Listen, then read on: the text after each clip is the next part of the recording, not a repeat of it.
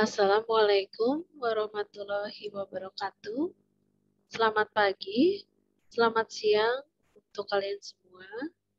Pada pertemuan ketiga ini, kita dengan mata kuliah menggambar dasar dengan subtema gambar sketsa dan perspektif.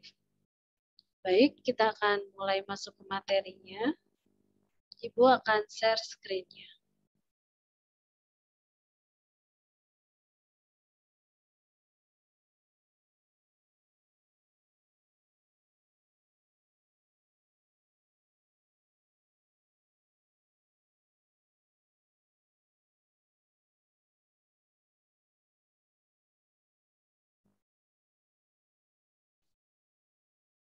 Gambar dasar, gambar sketsa, dan perspektif.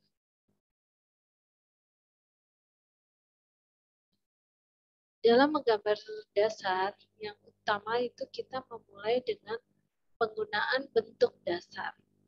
Bentuk dasar ini dimulai dari membuat sketsa dengan menggunakan bentuk dasar yang diatur proporsi dan komposisinya.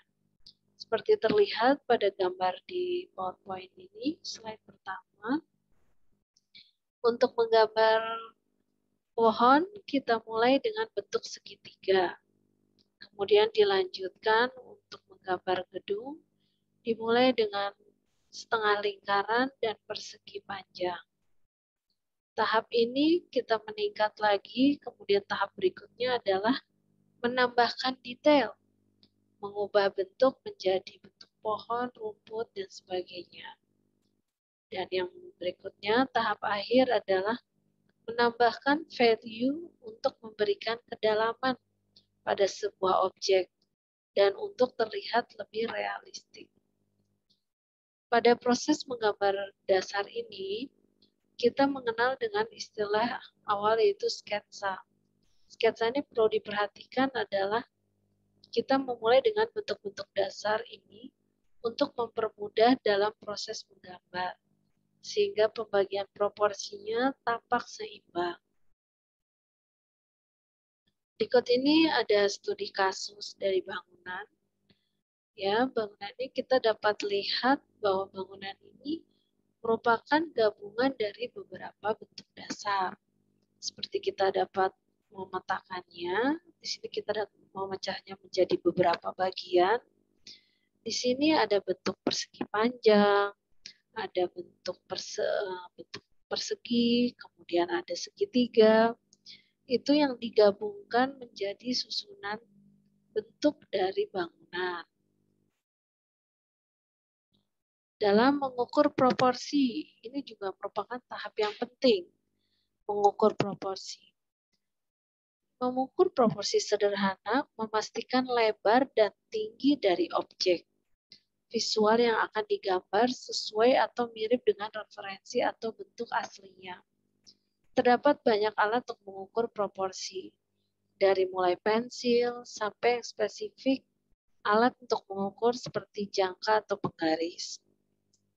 Dari gambar yang di samping, kita dapat memperhatikan untuk menggambar bentuk teko seperti di samping ini, kita dapat melihat dari sudut pandang mata kita, yaitu mengukur dengan menggunakan pensil. Di sini digunakan adalah perkiraan dari sudut pandang mata kita ketika melihat, dan menggunakan proporsi yang seimbang.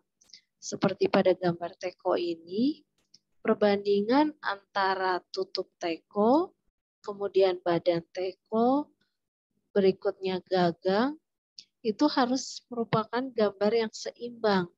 Sehingga ketika menjadi satu sketsa teko, itu merupakan satu bentuk yang proporsinya seimbang untuk dilihat. Hal ini juga dapat digunakan menggunakan jangka.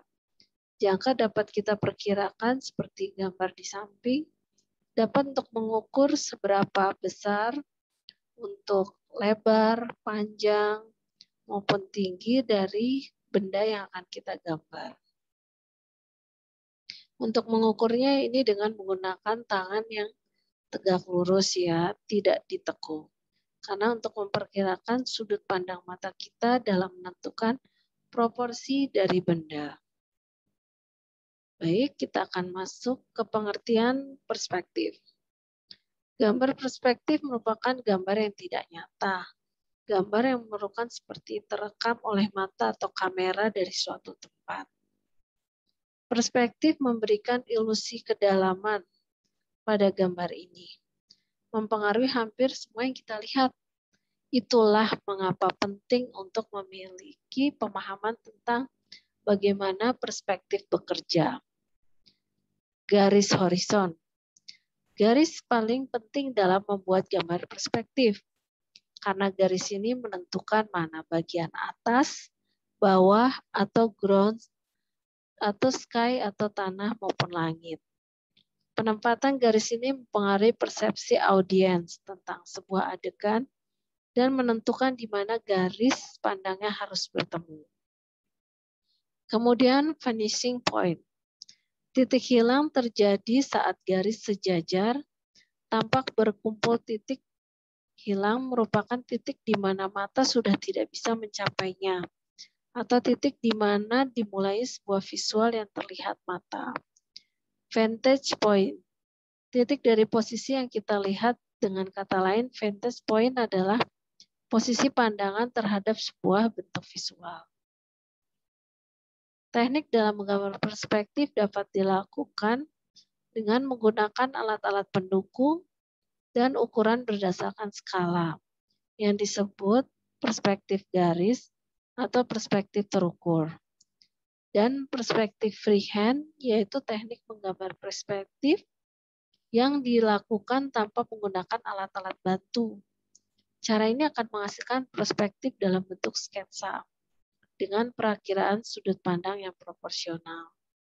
Dan yang kita gunakan untuk teknik menggambar ini merupakan teknik gambar manual, yaitu perspektif freehand. Peralatan yang digunakan dalam menggambar dapat digunakan menjadi dua, yaitu secara digital maupun manual. Tetapi dalam sketsa hanya dilakukan secara manual. Kembali kita beralih ke berdasarkan sudut pandang. Pendekatan perspektif dapat dibedakan menjadi 3 jenis. Ada 1 titik hilang, ada 2 titik hilang, dan ada 3 titik hilang dengan komponen-komponen perspektif. Atau nama lain dari titik hilang yaitu titik lenyap.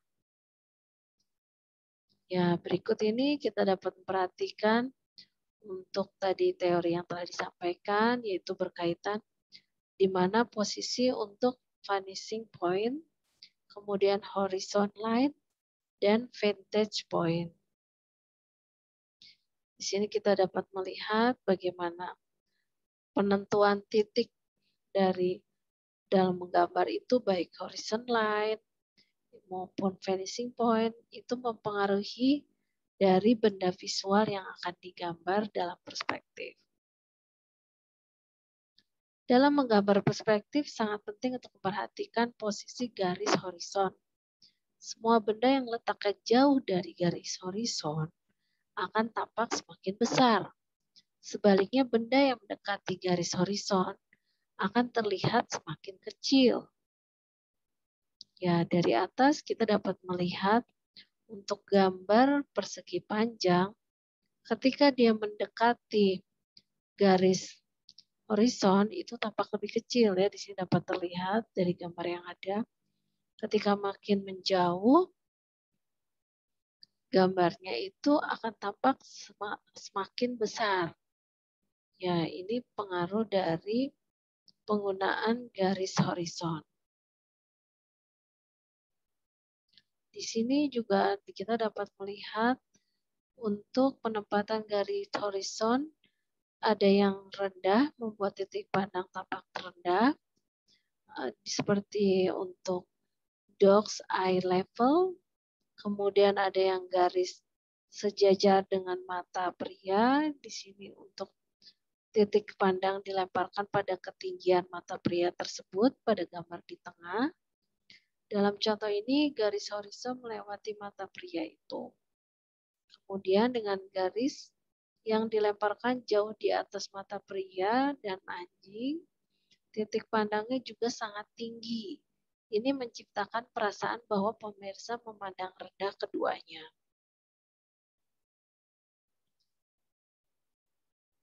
Dan ini berikutnya ada dengan garis horizon ditempatkan rendah atau subjek mungkin terlihat lebih tinggi dan lebih besar dari biasanya. Low horizon, low vantage point. Yang gambar di sampingnya berikut ini adalah high horizon and high vantage point. Garis horizon yang tinggi dapat memberikan kesan yang tidak wajar pada objek visual yang biasanya dilihat dari ketinggian mata. Sekian tentang menggambar dasar yang telah Ibu sampaikan.